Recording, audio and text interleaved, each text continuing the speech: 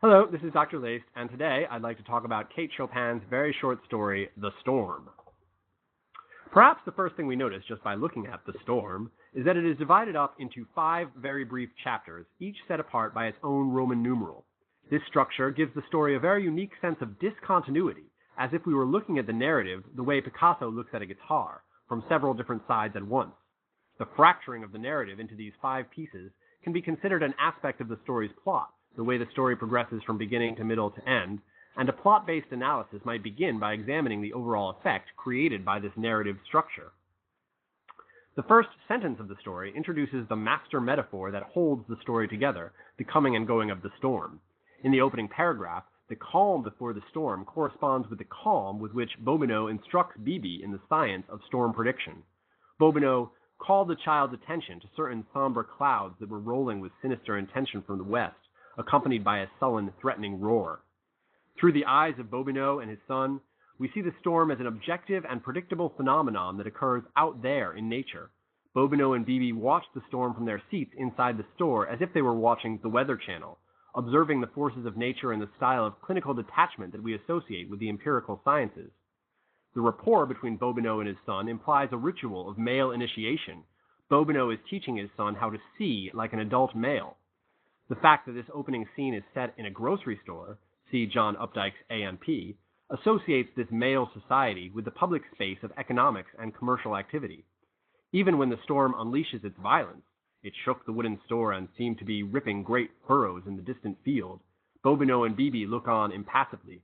They are sheltered from the storm by the structure of capitalism represented by the store, but also by their practice of seeing nature from a removed perspective. When we flash to Chapter 2, by far the longest chapter in the story, we immediately notice that Chopin is setting up a deliberate contrast. The male companionship of Bobino and Bibi engaging in marketplace transactions is replaced by Calixta's solitude as she performs her domestic chores. The public space of Friedheimer's store is replaced by the private space of the home. Furthermore, Bibi's concern that Mama will be afraid contrasts with the discovery that Calixta does not even seem to realize that a storm is brewing, or rather, unlike the male characters in the store observing the coming storm with their objective gaze, Calixta feels the approaching storm in her body.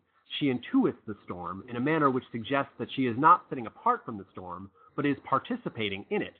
Before she intellectually realizes that the storm is coming, she is getting hot. The description of her unfastening her white sack at the throat foreshadows the manner in which she experiences the storm as a kind of sexual arousal, even before Alcée Lavallière shows up as a kind of personification of this arousal. Indeed, Alcée seems to arrive with the storm out of nowhere, and Chapter 2 relates the step-by-step manner in which the storm seems to be responsible for throwing Calixta into Alcée's arms. The storm leads Alcée to require shelter, then the rain drives so hard that he needs to move from the porch into the house itself, then a sudden burst of lightning causes Calixta to jump into Alcée's arms, not to mention that her sack is already unfastened. When Calixta wonders aloud whether the levee's going to stand the intensity of the storm, the metaphorical insinuation is clear that it is her own emotional levees that are at risk, her own ability to withstand the erotic storm of memory, temptation, and desire. The expanded length of Chapter 2 differentiates it from Chapter 1, as well as from the other 3 chapters in the story. Chapter 2 has a rhythm, an intensity, and a completeness that is entirely absent from the other 4 chapters. In fact, Chapter 2 could stand alone as a complete story with a beginning, middle, and end, while the other chapters are all clearly fragments of a larger story. Indeed, we would probably agree that the climax of the whole story corresponds with the sexual climax during which Calixta and Alcée swoon together at the very borderland of life's mystery.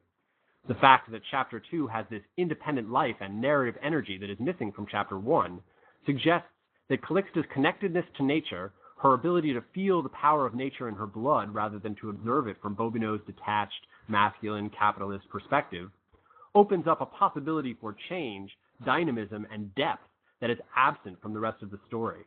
While all of the other chapters are static fragments, Chapter 2, with its metaphorical fusion of nature and sex, comes alive with sad memories, religious and poetic language, and a movement toward a climax followed by a post-coital resolution, a sequence which exploits the similarity between the pattern of narrative and the pattern of sexual excitement.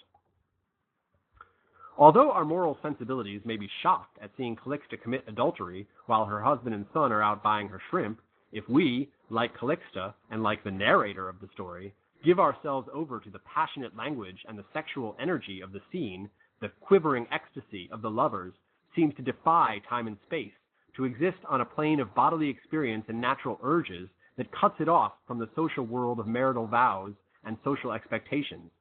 Indeed, the sense in which this episode is separated from Calixta's domestic life by the chapter breaks reinforces this sense that Calixta and Alcée's sexual encounter is detached from the rest of their lives, free of guilt or consequences, as if it had all taken place in a dream. For this reason, perhaps the most striking contrast between any two successive chapters in The Storm is the contrast between Chapter 2 and Chapter 3. Whereas Chapter 2 detailed a steamy scene of adulterous sex, Chapter 3 shows a sweet domestic scene of home sweet home.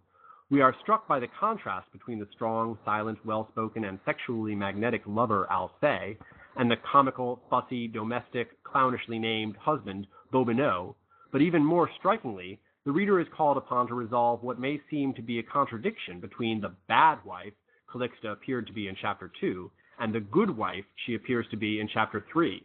That inch of white page between Chapter 2 and Chapter 3 seems to imply a separation between sex and love that conventional morality does not want to acknowledge. The typical ideal of marriage, the one invented by men, insists that sex and love always go together. A married woman's sexuality is expected to revolve entirely around her husband. Kate Chopin challenges this idea by confronting us with these two unresolved profiles of Calixta as adulterous and devoted wife.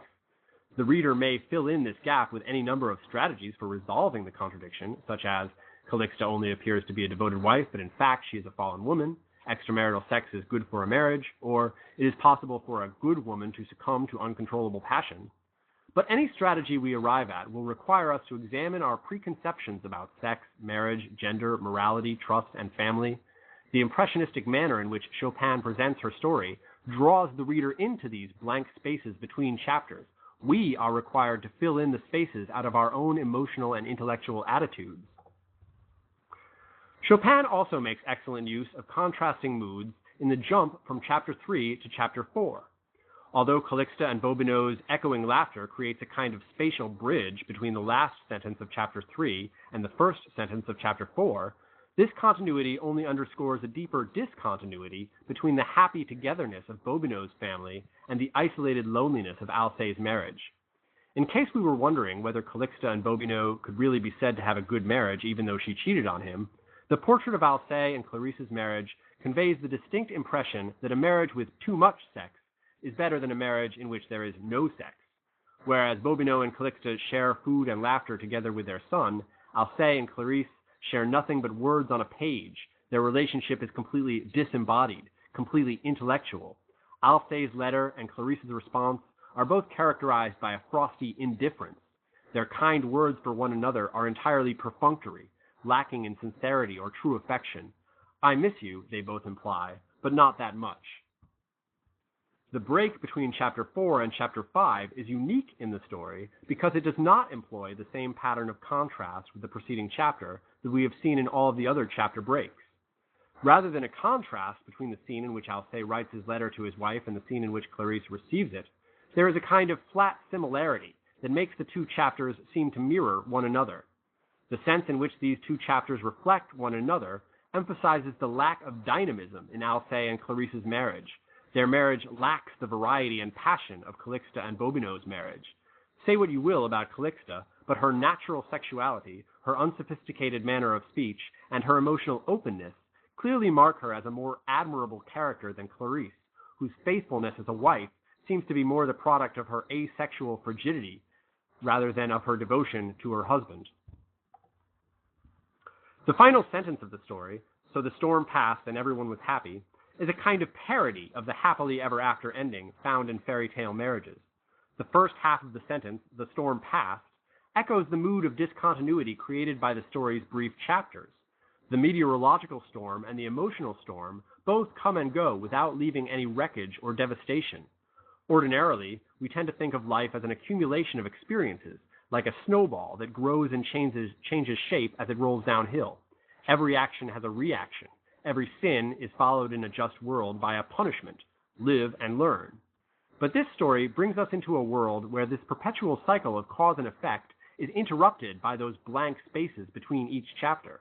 Rather than representing time as a chain of continuous experiences, the storm represents time as a sequence of isolated moments which come and go, like rain or thunder, which are sublime and remarkable in themselves, not because of their relationship to any past or a future, but simply as pure experiences that wash over the body without leaving any trace. The second half of the final sentence, "and everyone was happy," requires us to revisit each of the 5 characters in the story and consider the different sense in which each character can be said to be happy. Although the 5 chapters in the story do not correlate exactly with the 5 characters in the story, it's not like Calixta, Bobino, Bibi, Alcée, and Clarice each get their own chapter. There is a parallel between the 5 imperfectly connected chapters of the story and the 5 imperfectly connected characters. We have to expand our conventional idea of a happy ending to get it to apply to each of the characters, i.e., there is a kind of happiness that can exist despite marital infidelity, and a kind of happiness that can exist despite alienation from your spouse. And this mental activity requires us to recognize that happiness is not some universal state, but may take a different shape for different people. This discontinuity in the story's plot signifies, therefore, not only the discontinuity in the experience of time, but also the discontinuity between different people, a diversity of experience which throws a monkey wrench into our attempts to judge all people by a single standard of morality. Analyzing the unique plot of Kate Chopin's The Storm can lead us from simple observations about the story's structure to interpretive evaluations of what the story suggests about the nature of time, morality, gender, and social institutions such as religion and marriage.